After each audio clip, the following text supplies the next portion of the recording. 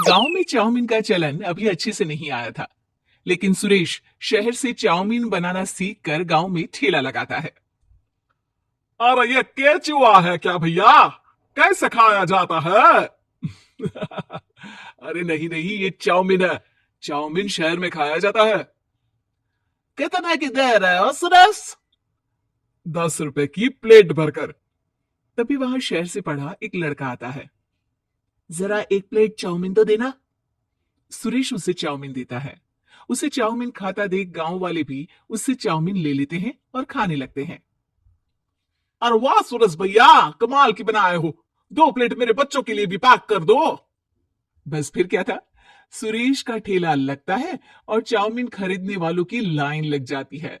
तभी वहां से गांव का साहूकार होकर गुजरता है। और ये क्या भीड़ लगी है?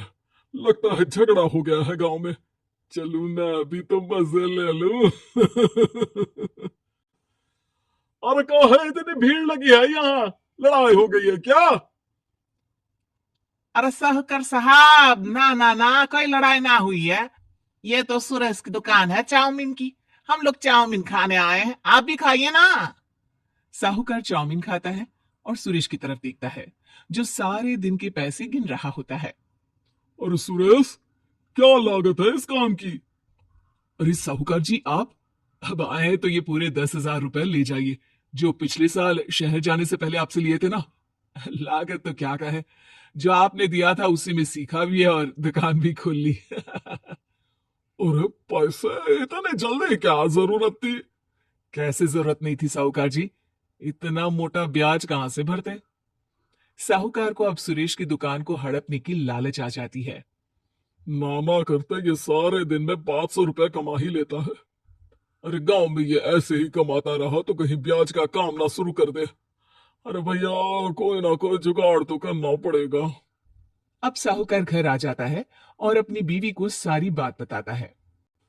हाँ जी, ये तो मैंने भी सुना है कि सुरेश के हाथ की चाउमीन नहीं खाई तो कुछ नहीं खाया। अरे हाँ हाँ, सही ही कहते हैं। मैं अभी खा कर ही आ रहा हूँ। अरे भाग्यवान है, कितना अच्छा हो ना अगर वो पैसा हम लोगों को मिल जाए। क्यों? है? हाँ, वो तो है, लेकिन कैसे? हम लोगों को तो चाउमीन बनाना आता ही नहीं है। साहूकार और उसकी बीवी अब रोज चुपके से सुरेश के घर जाते हैं और खिड़की से उसे चाउमीन बनाते देखते। अब क्या था, दोनों को चाउमीन बनाना आ जाता है। फिर एक रोज, और सुरेंद्र, तुझे साहूकानी ने बुलाया था। बोल रही थी कि बेटे के जन्मदिन में 10 किलो चाउमीन का ऑर्डर देना है। बना दोगे ना? अरे हाँ हाँ साहूकार जी, मैं जरूर बना दूंगा। कब देना है घर में 10 किलो चाउमीन? अरे वो तो तू घर आकर बता कर लेना, मैं नहीं बता पाऊंगा।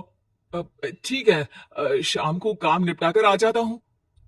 सुरेश साहूकार के घर जाता है, लेकिन वहां मियाँ बीवी मिलकर उसे बंधक बना लेते हैं। अरे मुझे क्यों बांध रखा है? मुझे छोड़ दो।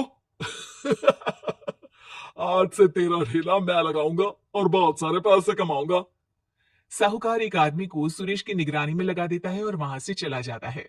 अगले दिन, अरे साहूकार जी, आप कब से चाउमीन बेचने लगे? और अपना ये सुरेश कहाँ गया? और वो तो शहर गया है। उसका कोई काम निकल आया था, बोल रहा था कि जब तक वो ना आए तब तक मैं ही उसके ठेले का काम कर दूं। पैसे भी तो बहुत उधार लिए रखे थे उसने।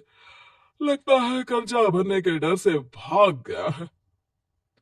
अरे पर वो तो बोल रहा था कि उसने सारा कर्जा उतार दिया है।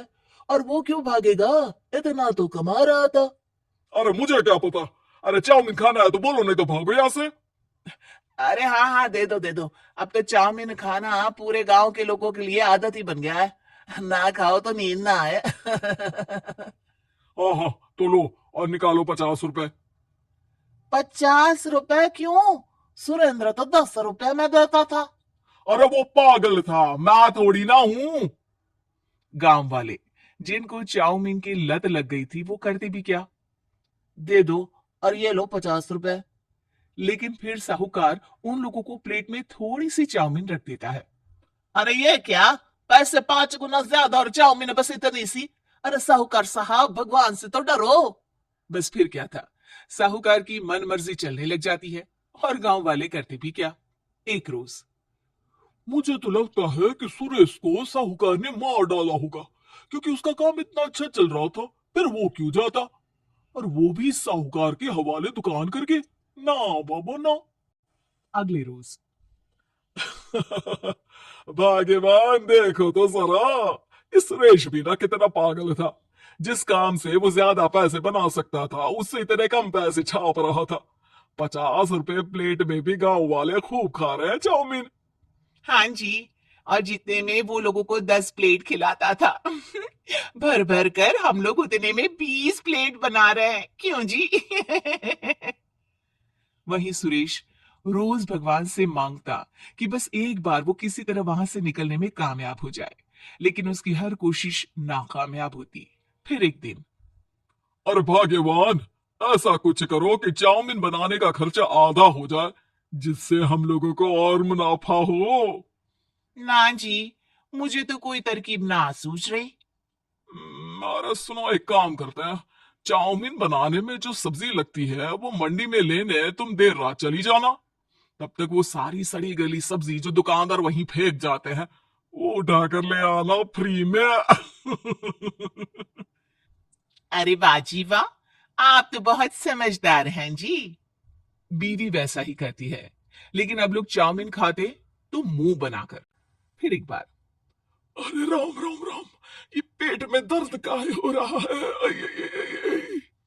हाय रे हाय, मेरा भी पेट दर्द के मारे फटा जा रहा है। सभी को शक हो जाता है कि उन लोगों को चाउमीन खाने से ही ये बीमारी हो गई है। वहीं दूसरी तरफ जो आदमी सुरेश की निगरानी कर रहा था, वो सो रहा होता है और मौका देखकर सुरेश वहां से भाग जाता है। सुरेश गांव वालों के पास जाकर उन्हें सब कुछ बता देता है। बस अब क्या था, साहूकार के घर पुलिस पहुंच जाती है। चलो, तुमने गांव के लोगों को खराब सब्जी वाली चाउमीन खिलाकर बीमार किया और सुरेश को बंधक बनाया।